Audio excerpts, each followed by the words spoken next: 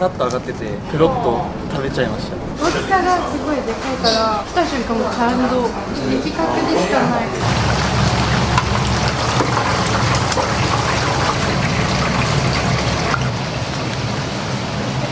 難儀定食何かあったら成田さんでしたね。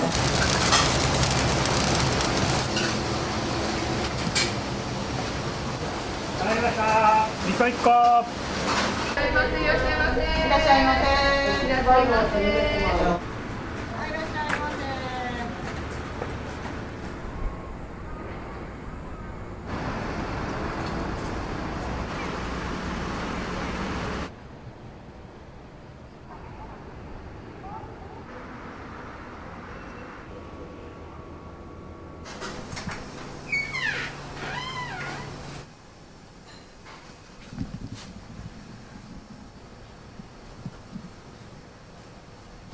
鳥職人ですか？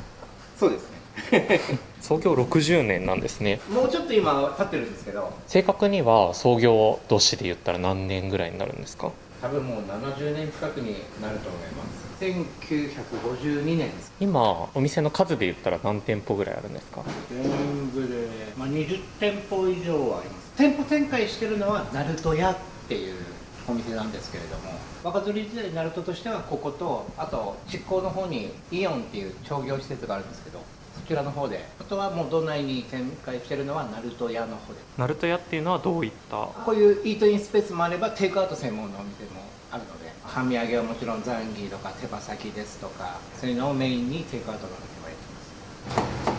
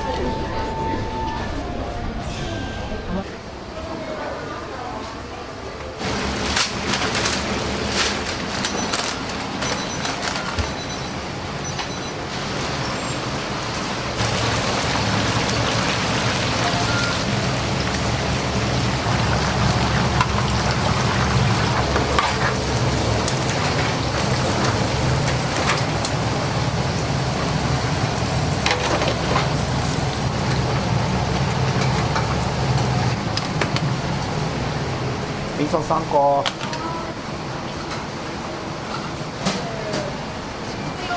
い、ありがとう。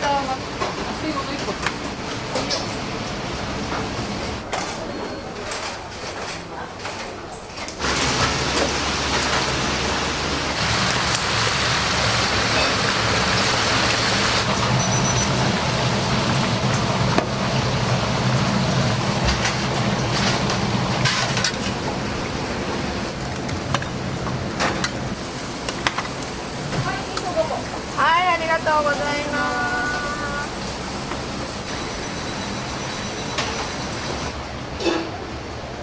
本日は初めて来られたんですか？初めてです。どちらから来られたんですか？福岡です。結構楽しみにしてきました。今日は若鶏の半身揚げの定食と自分が気に入ってたぼんじりの揚げ物を頼みました。半身揚げ初めて食べられてみて、結構ボリュームがあったけどカラッと揚がってて食べやすくて美味しかったです。濃くもなくて自分は好きな味ですぐもうペロッと食べちゃいました。母ちゃんと孫。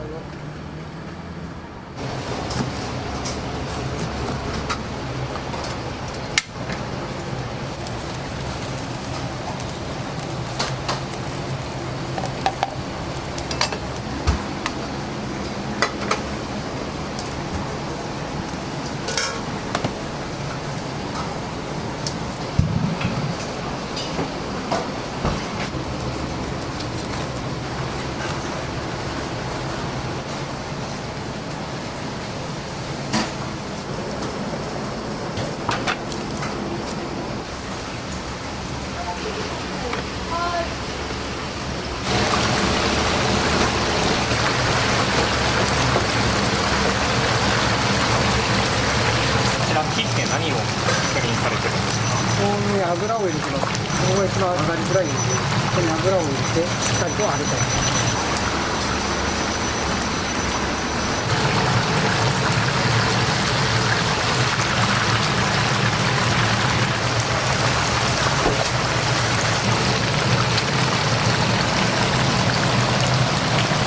今日はどうしてお店に来られたんですか？仕事休みに来ました。私は札幌出身なんですけど、東京出身なので案内しに。お姉さんは今日初めて来られたんですか？本店に行きたかったんで、これて簡単です。今日はちなみに何を食べられたんですか？チキン南蛮と半身揚げ定食。めっちゃ美味しいです。大きさがすごいでかいから、来た瞬間もう感動。リピありですね。リピありです。リピ格でしかない。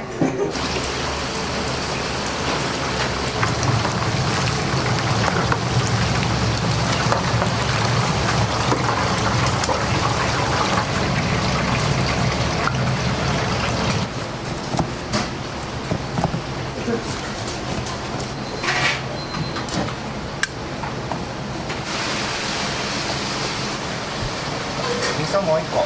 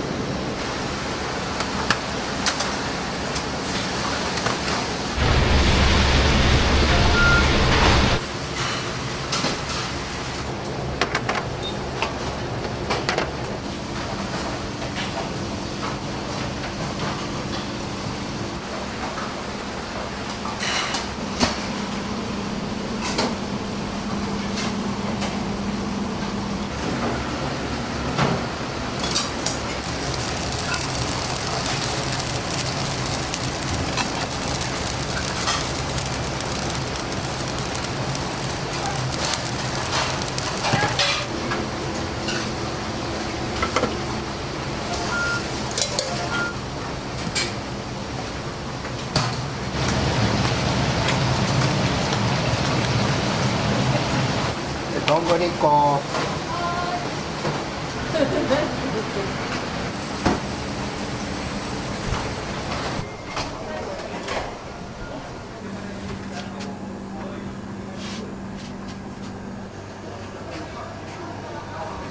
待ちください。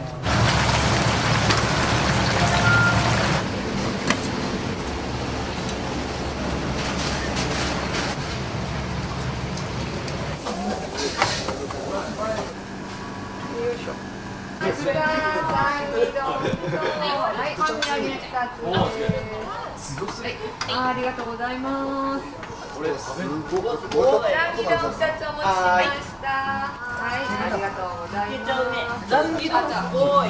残機丼美味しそう。ちょっと熱い。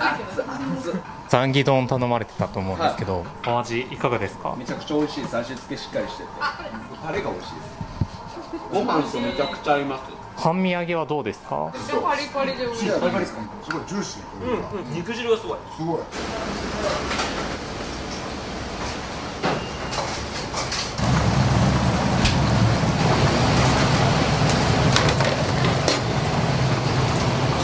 手羽先もよく出ますか？出る。ありがとうございます。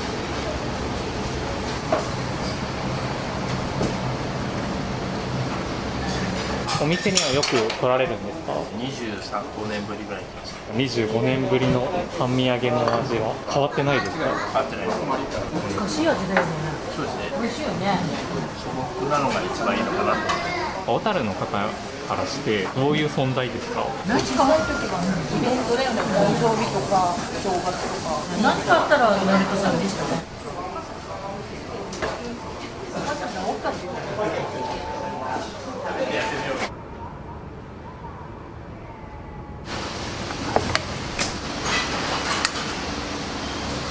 味噌1個。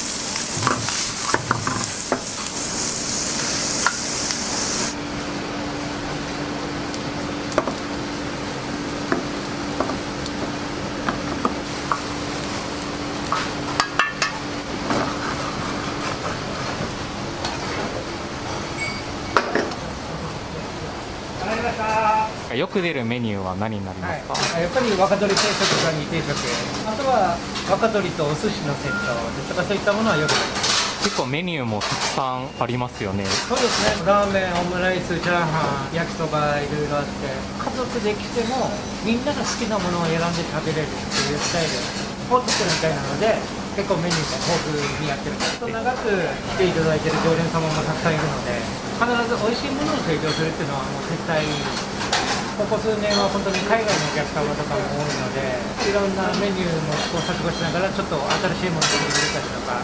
そうめん。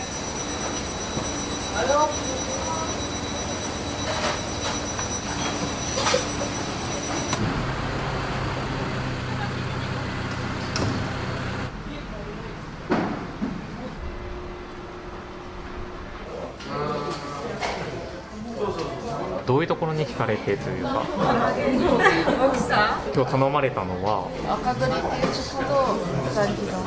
どうですか？実際に実物を見てどうですか？ザンギ丼は何が美味しいか。甘辛系。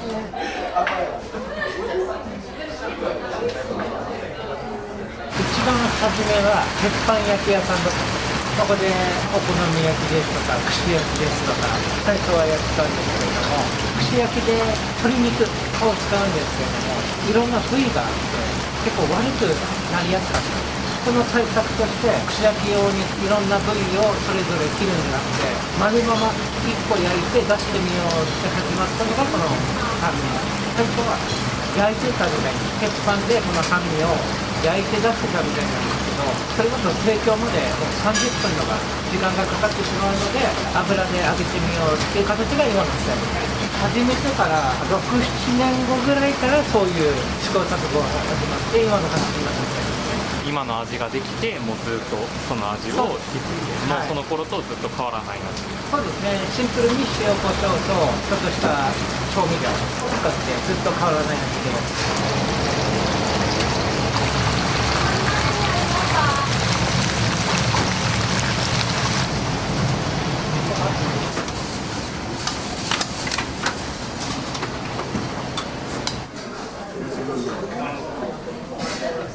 皆さん今日は何を頼まれたんですか？ザンギ定食。ザンギは初めてですか？はい。1回目ですここのお店も。どうですか？唐揚げと違ったりしますか？ザンギ。いいよね。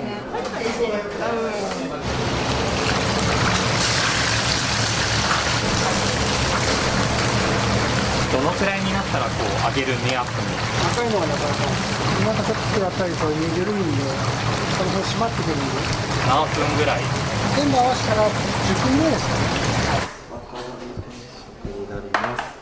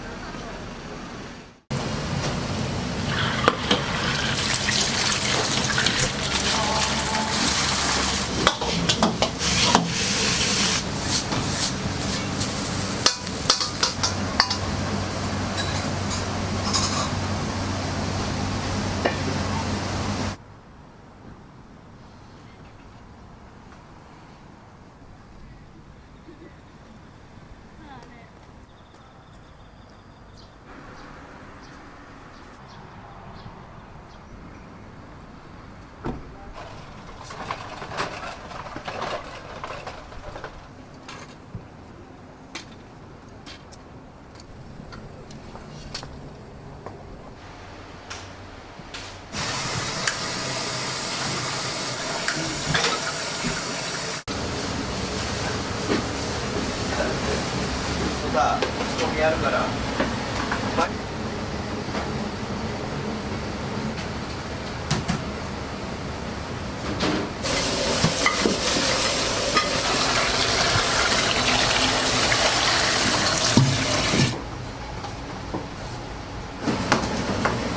やっぱりルーシャンっていうあれが製麺会社の直営店にいたんだけど、その製麺会社が結局倒産しちゃってさ、そして今のこの安倍社長とちょっと面識があったから、それでここでちょっとお世話になるように。安倍製麺自体はもう80年ぐらい、創業80年ぐらいになるのかな。ここに書いてる。もともとね、あれなのさ、ホテル、小樽のホテルみたいな。中華歴で言うと何年ぐらいですか？もう30年超えたね。もう40年ぐらいになる。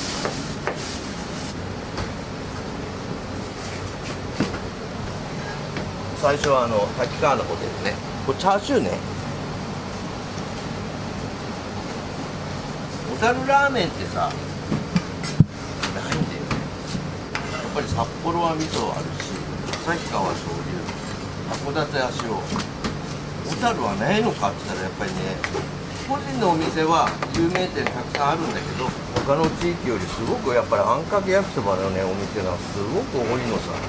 それがなんか当たり前だと思ってたんだけど、なんていうか市外の人が来てさ、小樽ってすごくあんかけ焼きそば多いよねっていう、もう中華系のとこもあるしさ、で喫茶店とかでもやってるからね。なんか大変な時期もある。分ボイルしてその次にタレで20分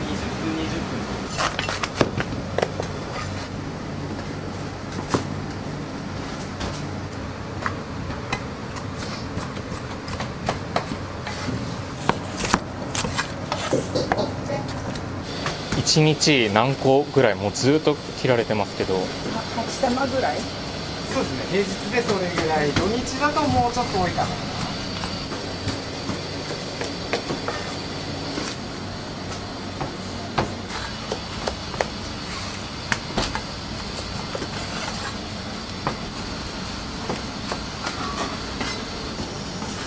あれだけどもう大体宮崎と仙台それだけが開けられないですそうそうそうそう、ね。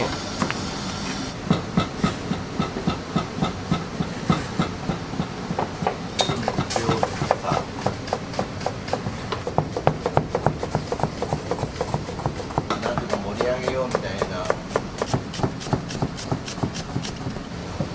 大盛りの店があるんだよね。これ餃子ね、野菜多めにしてます。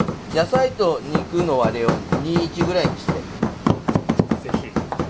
多分今日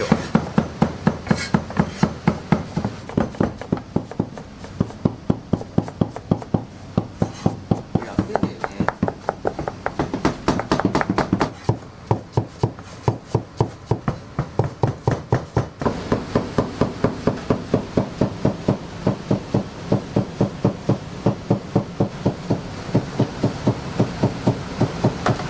タレでボイル。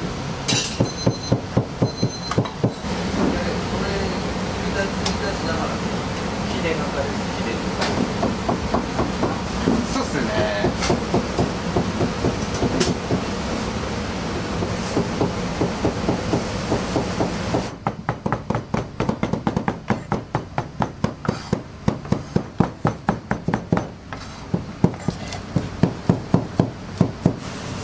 今ちょっと餃子が最近人気なんで1週間に2、3回は仕込みしてるかな。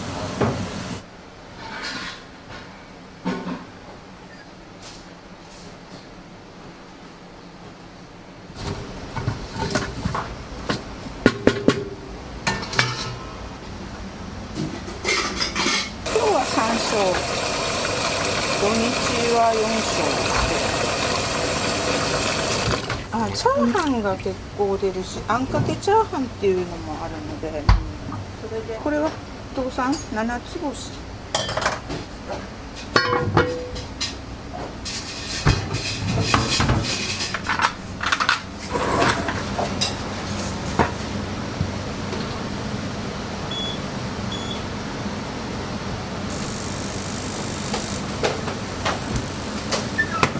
焼きそばが焼きそばがね大体平均すると6、7ぐらいかな。その日の天候とかにもよるんだけど、ラーメンとかがまあ4割3割出るかな。でラーメンはやっぱり味噌が出るね。ピリ辛の旨辛焼きそばっていうのもあるからそれも結構出たりするんだけ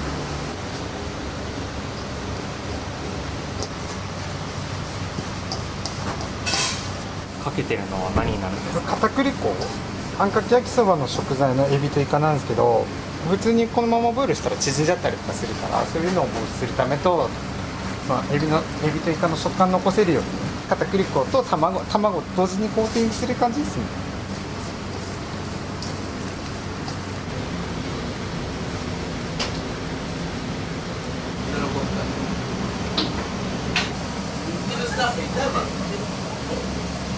酒、醤油、砂糖、オイスターソースで自家製の配合で作って、うちで作ってるあんかけ焼きそばのタレ、それをちょっとこっちの自家製のやつと混ぜて使ってます。フレッシュ感を出すのにちょっとうちの足りない分を補ったようなタレを混ぜて、近くからこう寝かしてるよりもね、ちょっとフレッシュな感じでやった方が美味しいんだよ。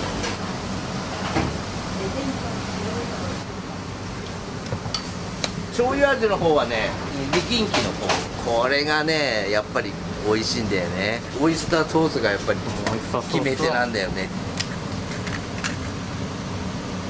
これ肉にねちょっと味をつけて、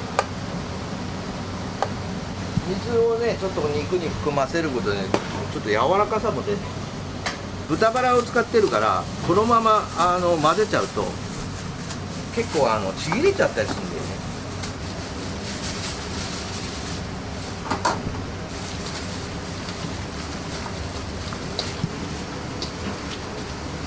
あんかけ焼きそばははい、何種類具材が入ってるんですか？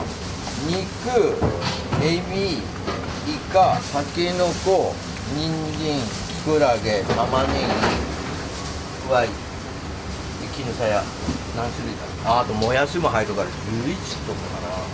地域を活性化のためにさ作った、小樽あんかけ焼きそば親衛隊っていうのがあるの、応援団体のロゴ。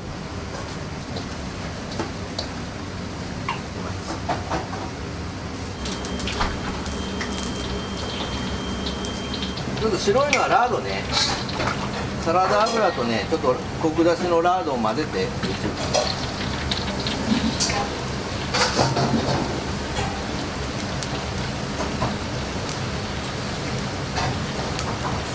でんぷんでコーティング、肉が美味しいのさ。豚バラ肉をこうなんていうか鍋でこう炒めてこう作るのがあるんだけど、それはやっぱり肉から出るなんていうか旨味をこうスープに移すっていうか、肉が硬くならないとか、そういう部分でさ。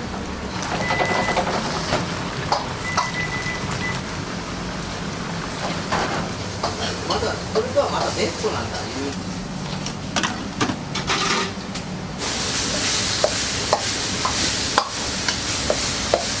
台湾混ぜそばっていうメニューがあるんですけど、それに入るピリ辛のひき肉、それの仕込みしてます。これだけ長時間ってないからね。いや確かにテレビ本当に一人だからね。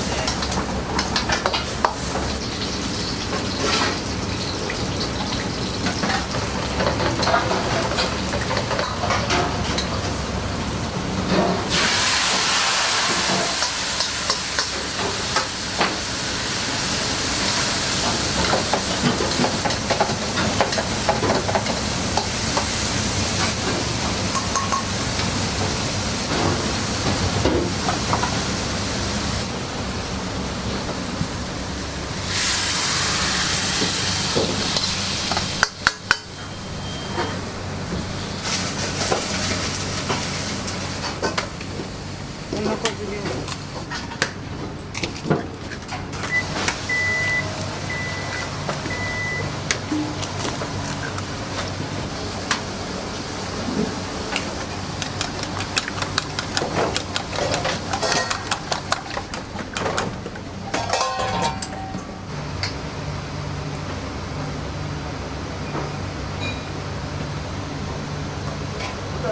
ラーメン屋さんは。いや、綺麗じゃないです。千葉さんの方が綺麗。全然。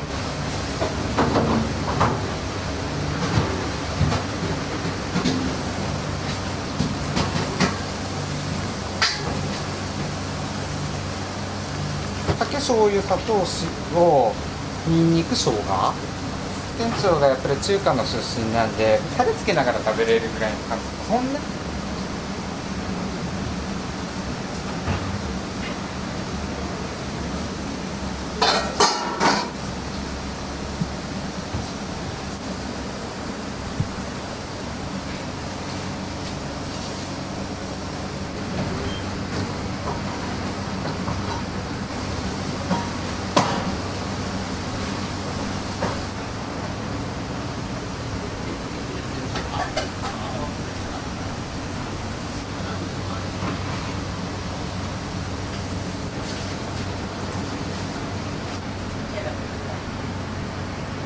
普通に平らにするよりはこうやってやった方が全体的に冷気回って締まりやすくなるんで、あやかかるから入れるとこだけこう出てくるんですよ。そういうのが中心になるように。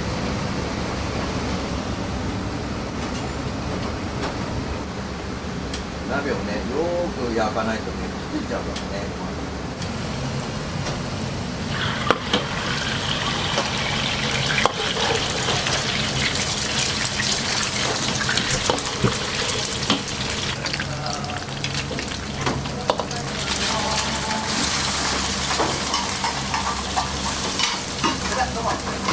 ごちそうさまです。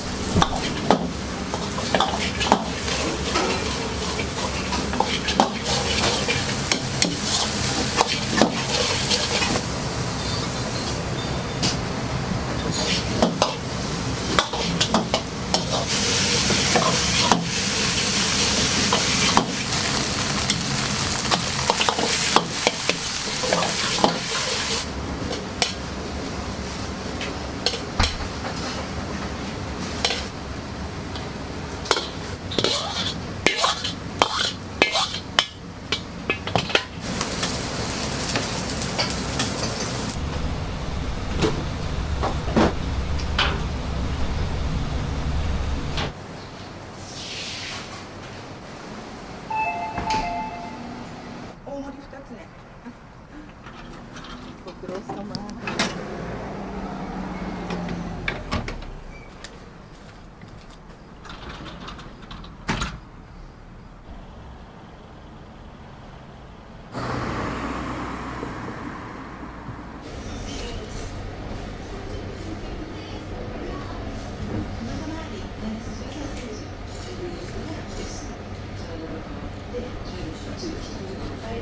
あ、すみません、ありがとうございます。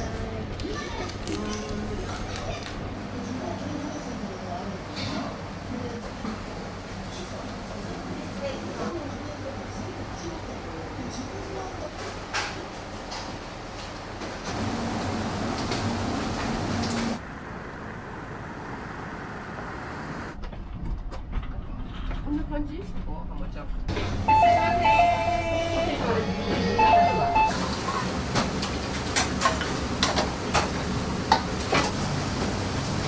っぺんに12枚ぐらいするんだけどな。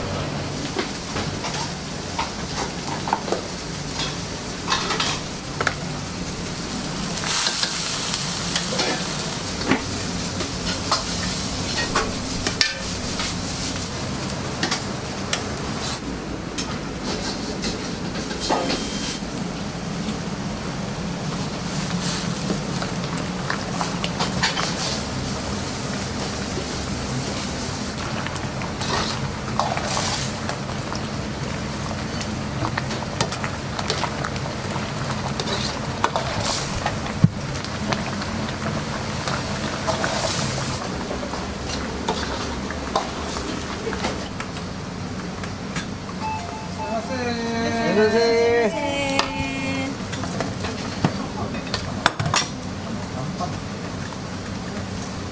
どうだろう、なんかミッフィーちゃんのあ、ピンキーちゃんかもしれ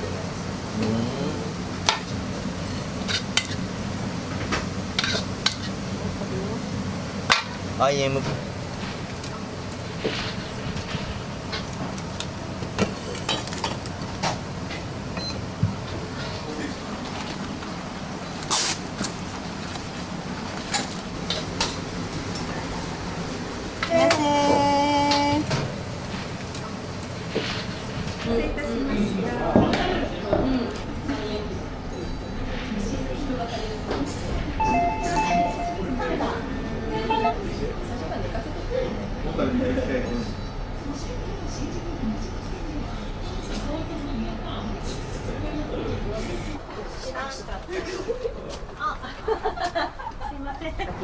食べたくて来ました。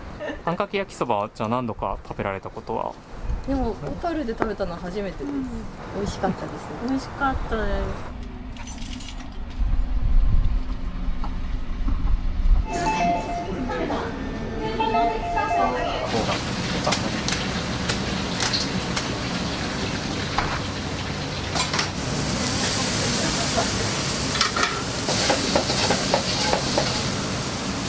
両面に焼き目つけて。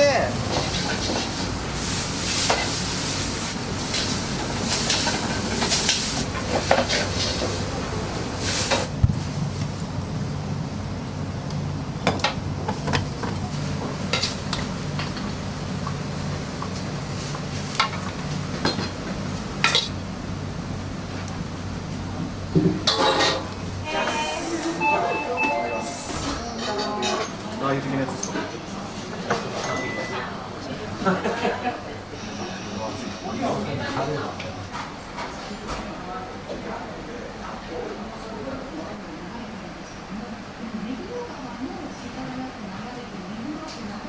ど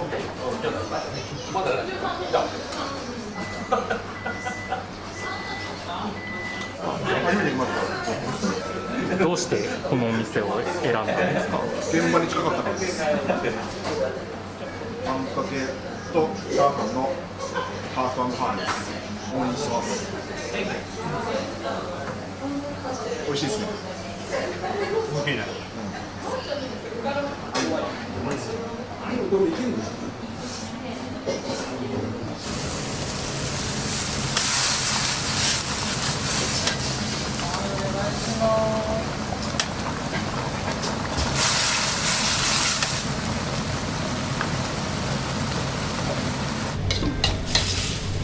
あんかけラーメン1、チャーハン1です。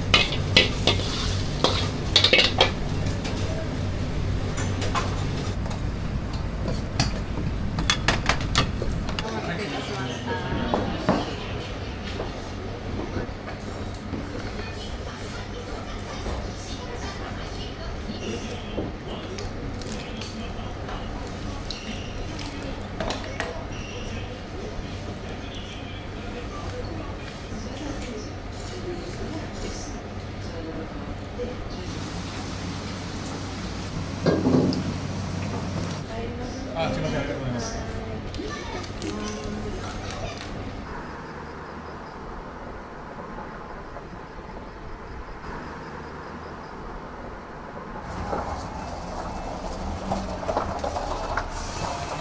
今からあんかけ焼きそば作りますよ。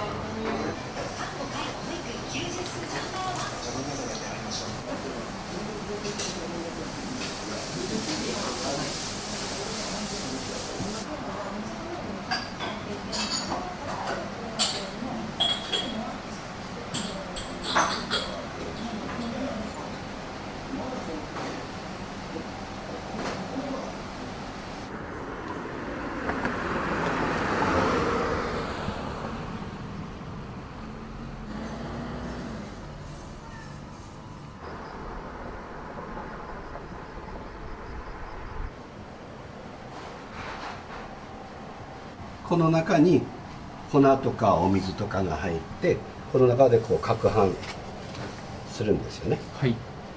で小樽はねお水もすごく美味しいんでお水の良し悪しがやはりこの麺の良し悪しになるんだよね。ぐるぐる回して下に落ちてこのローラーってあるのね、これ挟まるやつ、はい、これ7つのローラーをくぐっていくんです。だから最初こんな厚いのがだんだん薄くなっていって、でラーメンの厚さになって、でこれがずーっとこう流れていって、これを通すとラーメンの形になって出てきます。北海道は寒いんでスープと麺がよく絡むように、それでウェーブをいっぱいつけてこういっぱいこうスープも一緒に入ってくるようにチリチリ麺でした。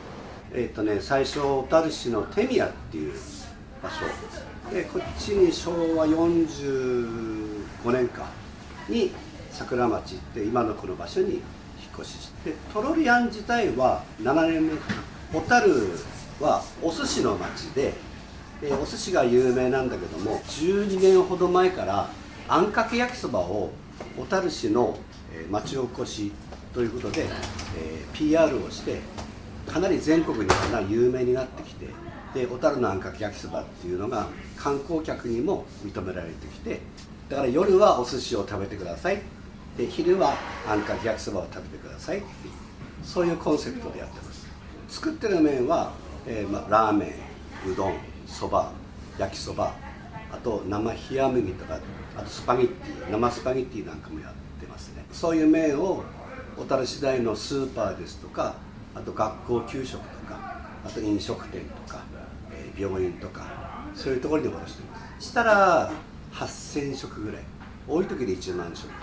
今はもううちともう1軒2軒しかなくなっちゃったんで一番古い方です。昭和30年代には20軒以上あったんだけども、今2軒しかなくなっちゃった。小樽市内はやはり、どんどん人口も減っちゃってるんで、本州ですとか、ちょっと小樽市以外のお店にもっともっと広めたいなという。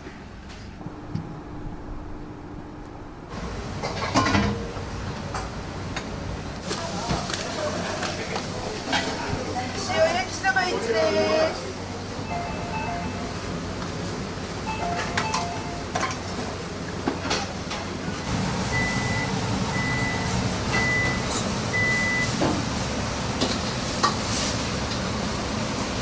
40人来るからさ、だから昼間は今日5、60人ってぐらいかな。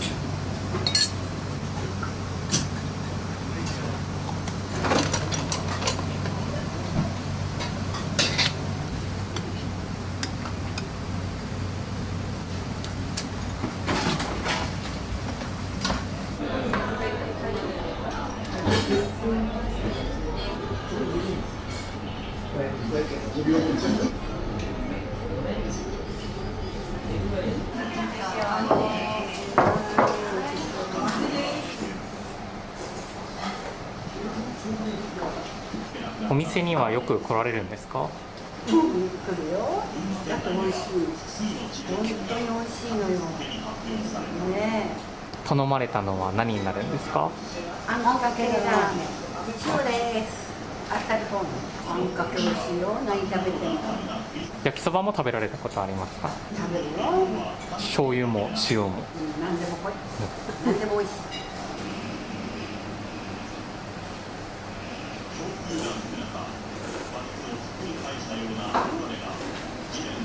美味しかったよ。ありがとうございます。また来てくれる。また来てくれる。ありがとうございます。美味しいかな。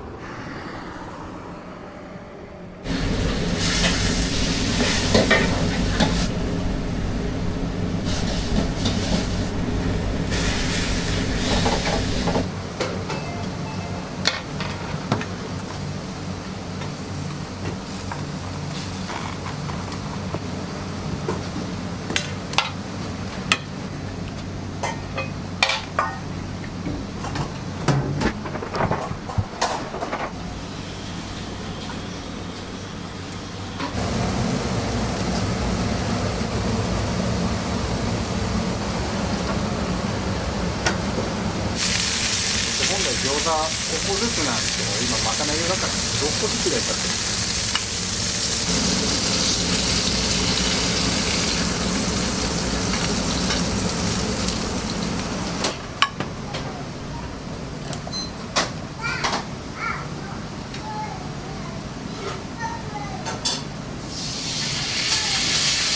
でもうちはちょっと手間がかかるんだけど、やっぱり生麺で片面で茹でて水気を切って焼き目をつけて出す。それがねやっぱりこう一番麺が美味しいかな。じゃあこう麺自体にコシをつけるようなボイルをしてるから、だからそんなにこう焼きを強くしなくても食べた時にコシのある麺が食べられるかな。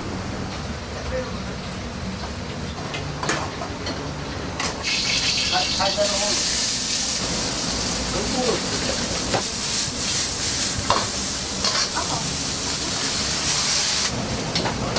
これで何分ぐらい？うちラーメン2分10秒で。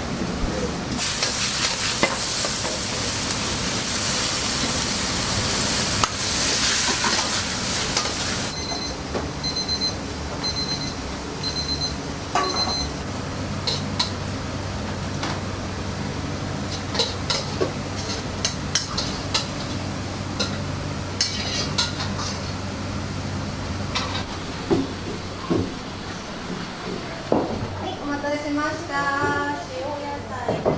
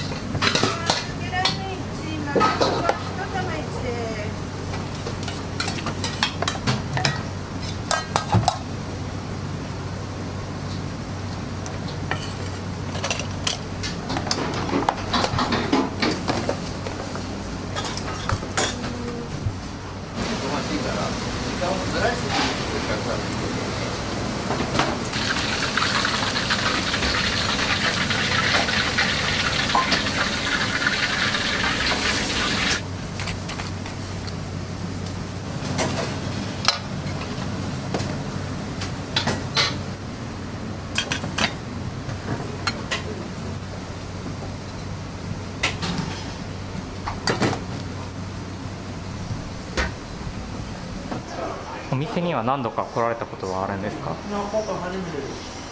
こっちが醤油で、こっちが今からツナかけそばですね。今からだけ思ったより辛くてちょっとびっくりした。苦手な方ではないんですけど、想像よりも辛くて、ただ食べたことない味だったのでちょっと美味しいな。パンチのくる辛さというか、一発目で辛くなるような感じですね。醤油の方はいかがですか？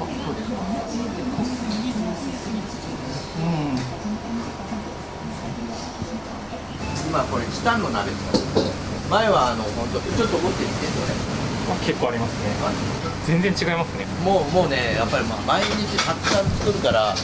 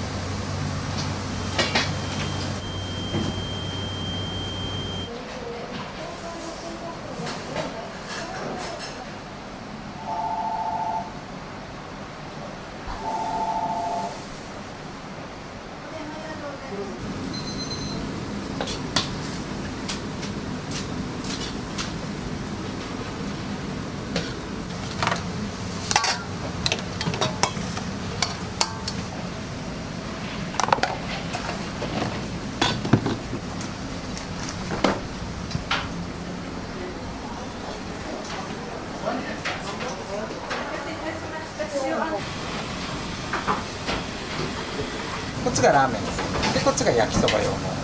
と並べると焼きそばの細麺なんですよ。やっぱりお客さんにはこう食べやすい硬さで、そのままこうテーブルに行きたいので、ちょっとこうでんぷんもちょっと選んで、なるべくこう戻らないようなでんぷんを今日は我慢して、今日は我慢して。加藤さんはライス。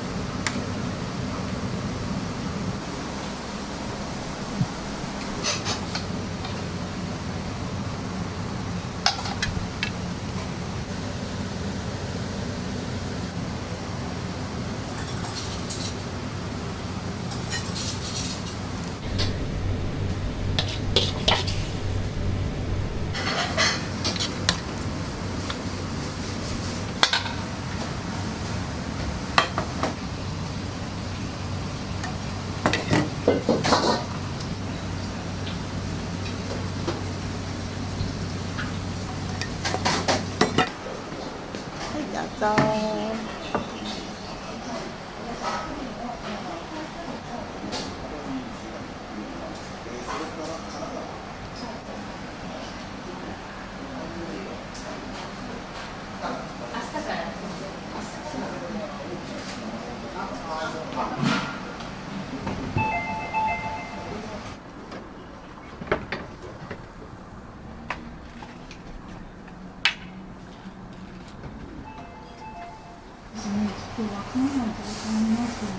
かなり激しいということですよ、これ。新橋。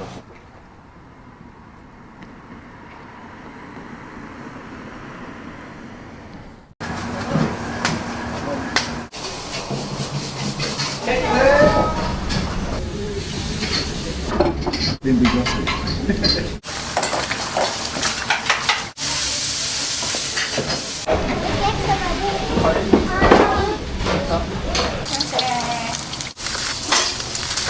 焼きそば大盛り担々麺中からです。いつも変わらない。美味しい。あ、うまい。おはようございます。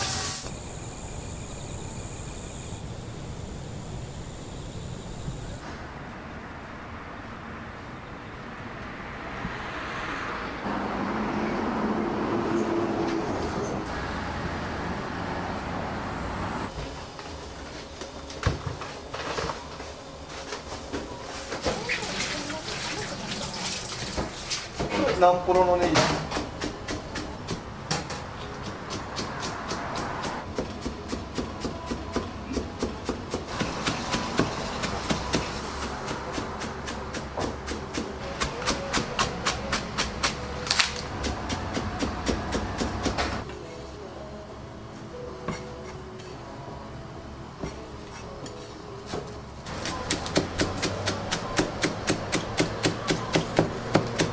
もう42年ぐらいお店に立つんですけど、今2代目。2代目です。もう20年ぐらい前です。まあ母親もまあ店出てるんですけど、一緒にやってた。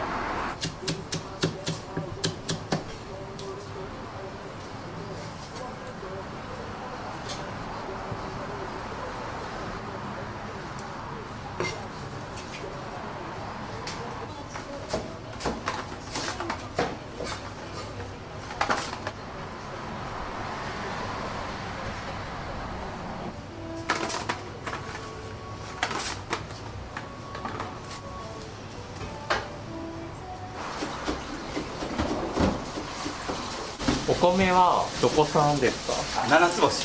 七つ星。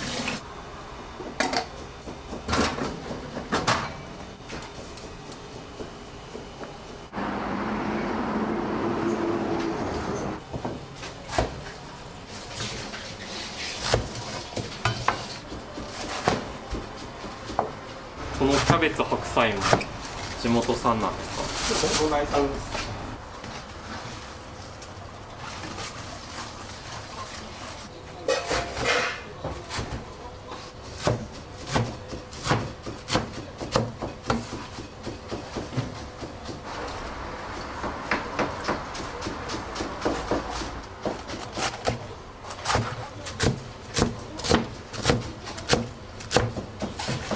葉っぱの部分は大きく切って根元の方は小さく切ります。で芯の部分は斜めに。そうです。斜めに切って小さく切る。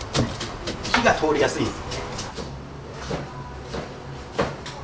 親同士が同級生っていうかで小さい頃から食べに来てたんですよ。22の時に働き出して。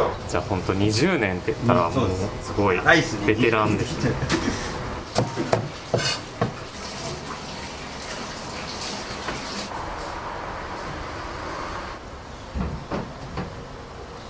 これはスープに使います。ラーメンのスープ。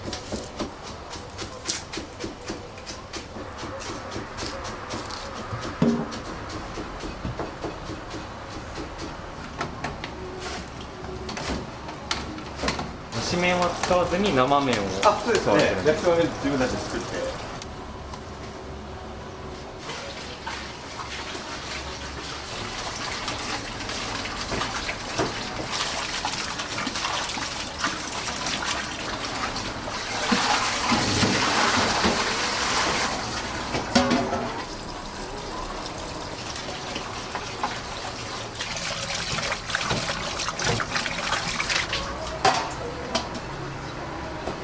麺西山製麺の特注麺、中細ストレートの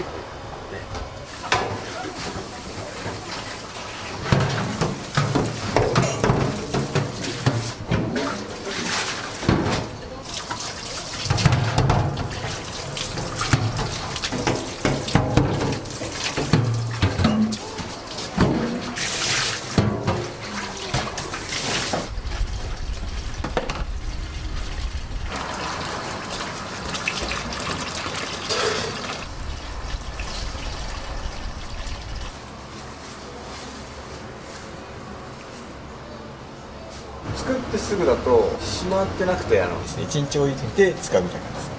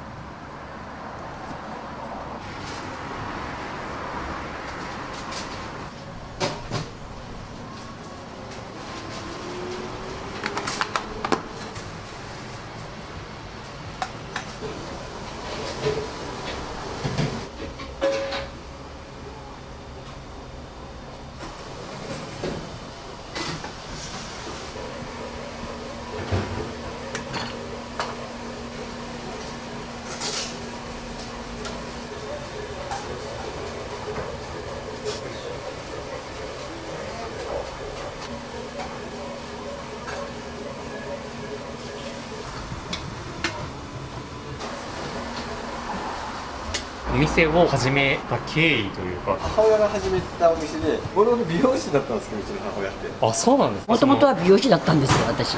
うちの主人がやっぱり調理師だったもんで、主人と2人でね、お店将来やれたらいいなと思って、ちょうど今の息子が小学校1年生になって、なんか仕事しようかなと思ってた時に、白川通りっていう道路がね、ちょうどこれが開通したもんですから、のっぽろ高校がこの裏にできたんですよね。で、高校生相手に学生ラーメンでもやろうかなと思って、そして始めたんです。ご主人と一緒に始められたわけじゃなくて。ないんです。最初から2人でやったらね、もしも万が一、お店なくなったらね、食べていかれなくなるし、だから私が副業として、そして習いに行ったんですよ。お店が安定してきて。で、辞めてもらって会社。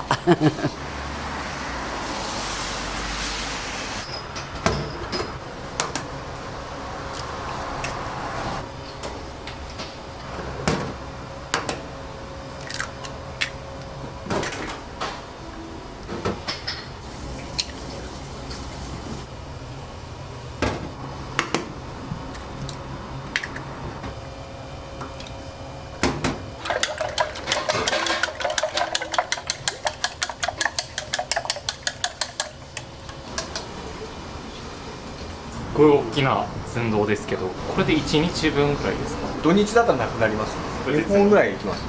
季節は豚骨で。豚骨。肩ロースのチャーシューと玉ねぎ、野菜。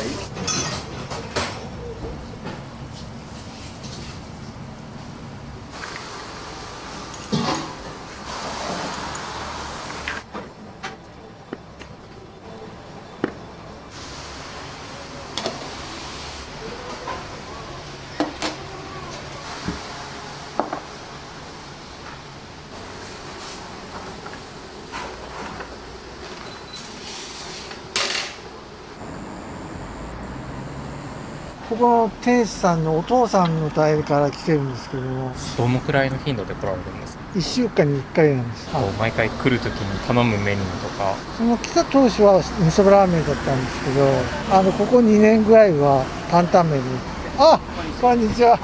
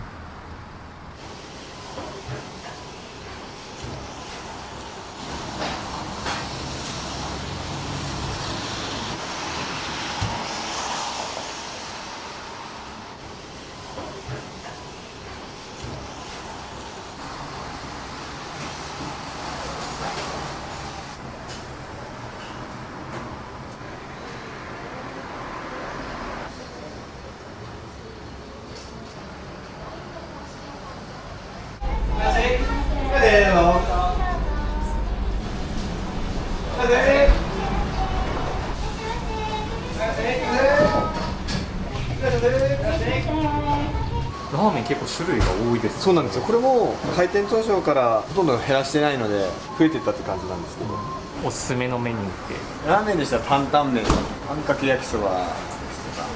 本格的なってきた。あんかけ焼きそばの大盛り。担々麺の中華と、あと塩ライス。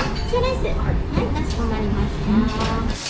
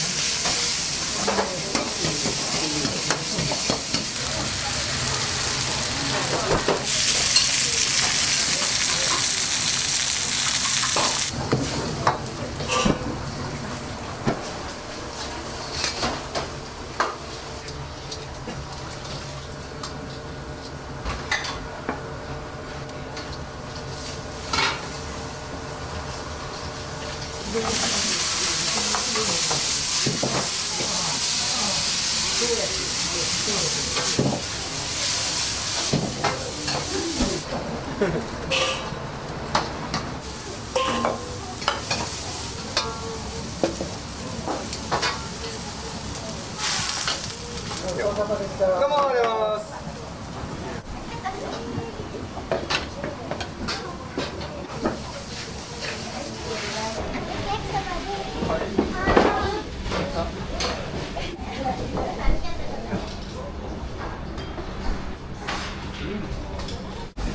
こういうチャーシュー。はいよ。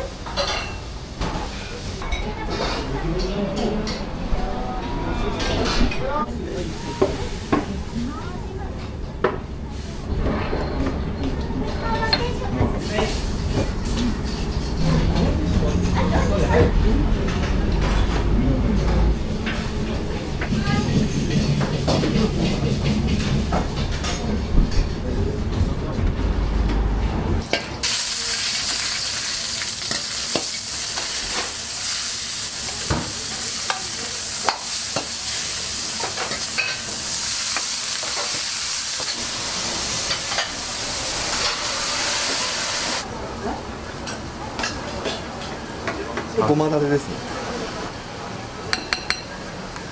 シーマージャン。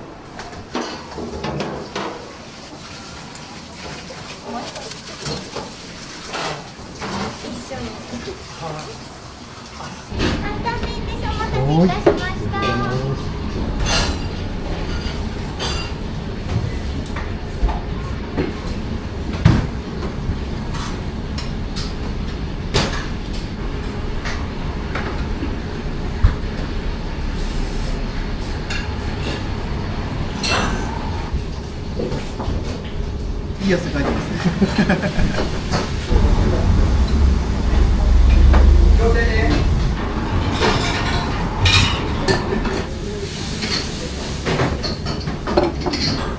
全部いきましたね。定食とかもよく出ますか？そうですね。これまんべんに出るんですけど、やっぱり米玉定食です。米玉定食。五目野菜の卵炒めですね。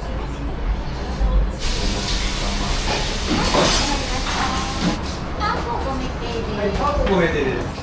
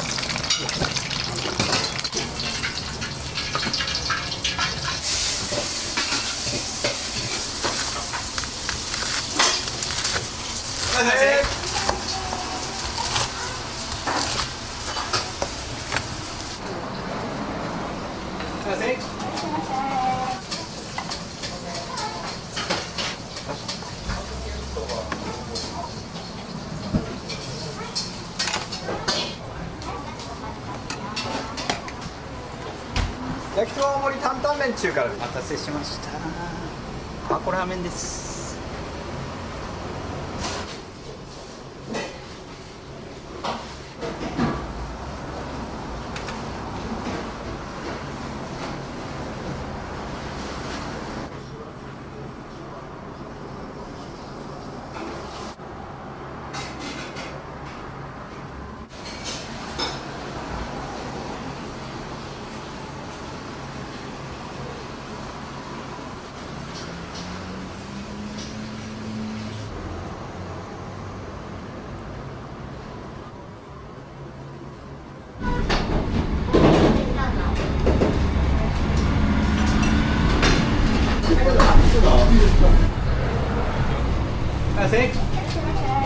どうぞ。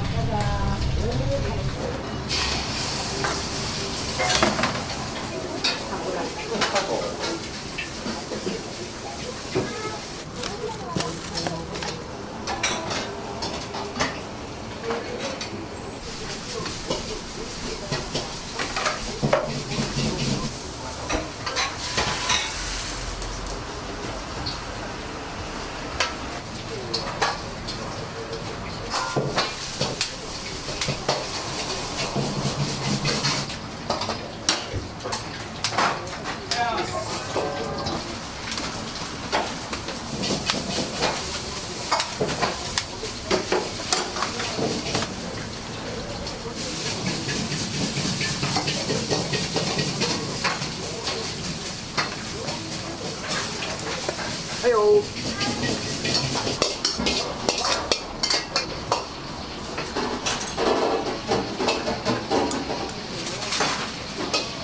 はいよ。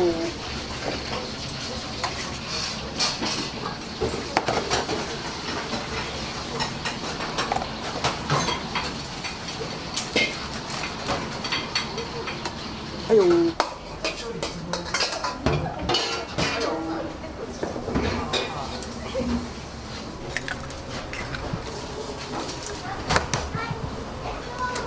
はい。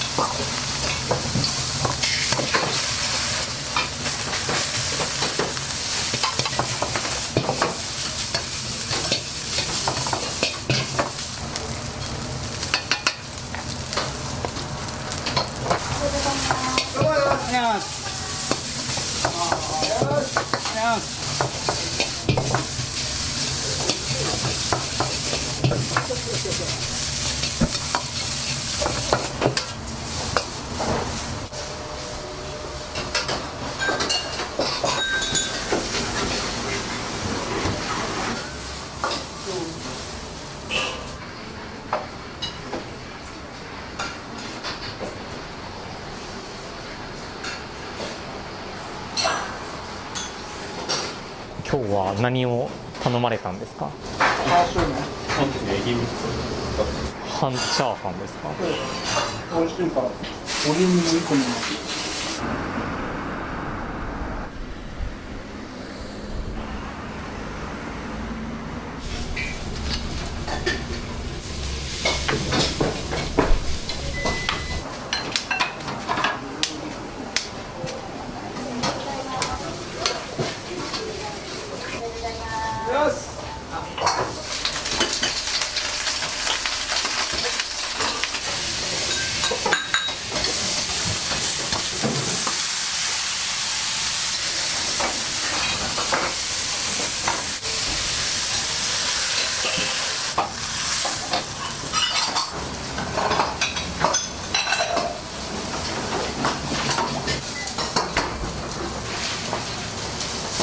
ニンニク丸1で。はい。はい、焼きますよ。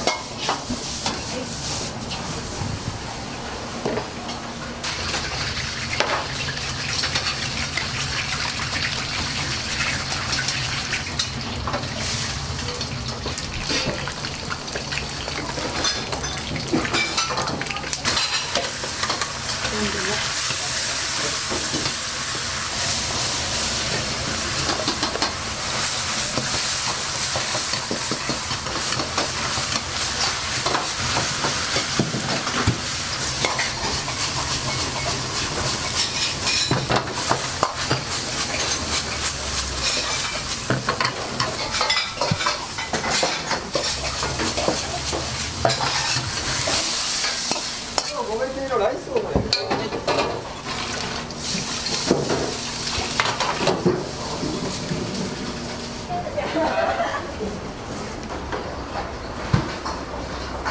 カレーは手作りで？あ、そうです、全部そうですね。ああいうシーマージャンだとか、ホイコーローのタレもすべて先代から受け継いだものもありますし、改良ってわけじゃないですけども、味変えずに、それを結構研究してます。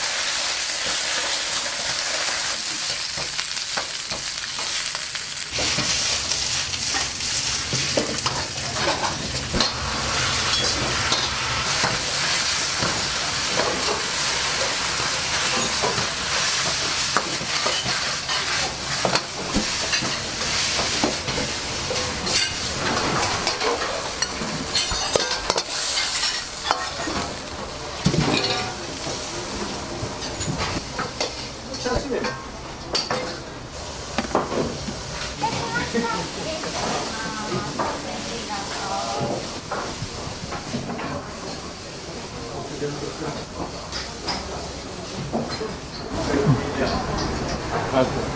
まい。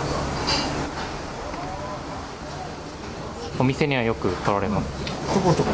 お店来たら決まってホイコーローですか？コーロー、担々麺。すごい美味しい。店の雰囲気もいい。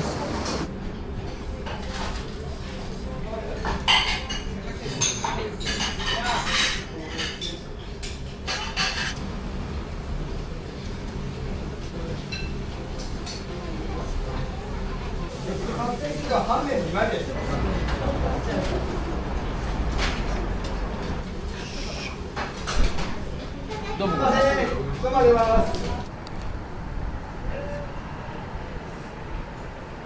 お味はどうでした今日？最高です。いつも変わらない。美味しい。はい、どうも。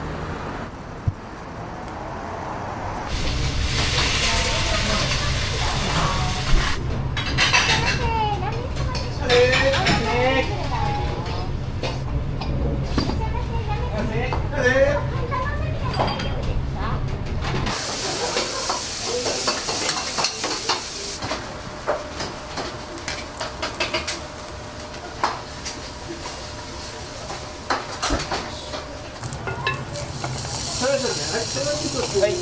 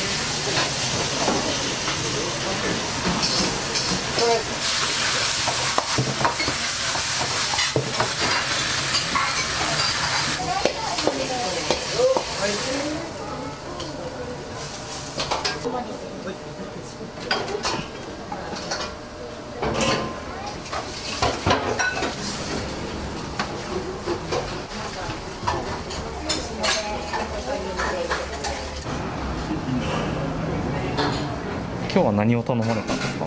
担々麺とホイコーローです。とても美味しいです。パンチ欲しい時にガツンと食べたいなと思います。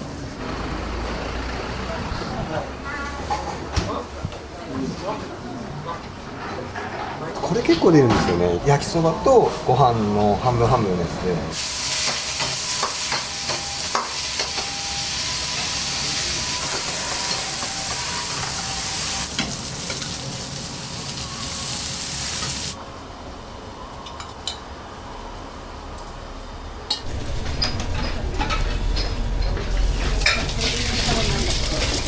汚れて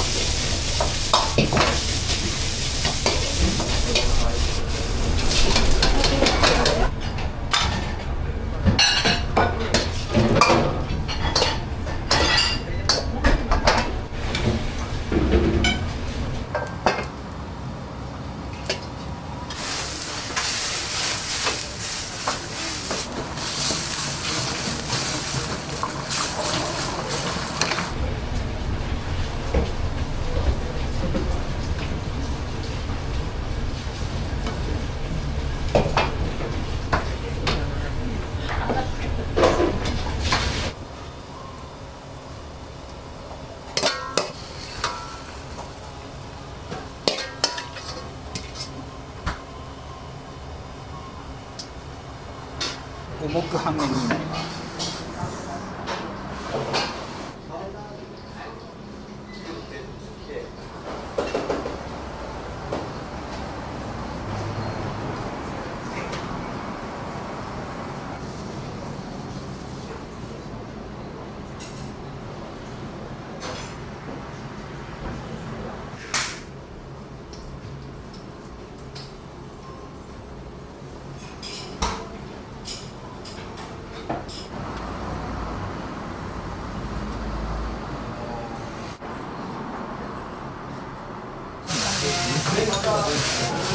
初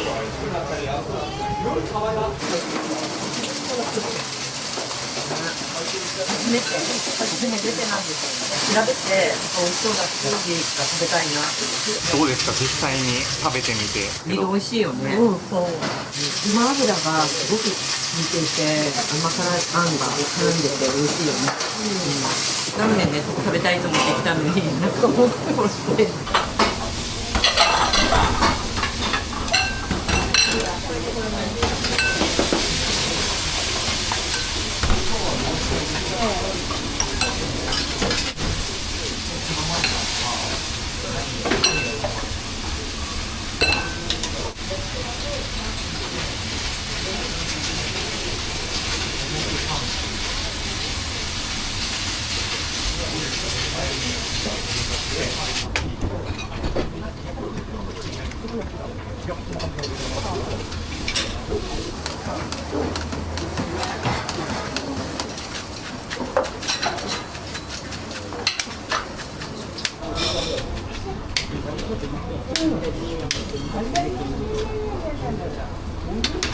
麺を湯切るときに基本的な昔からですか？昔からです。うちの親父から先代の方から習って薄くなるというか薄くなっちゃいますもんね。極力切るようにはしてるんですけど。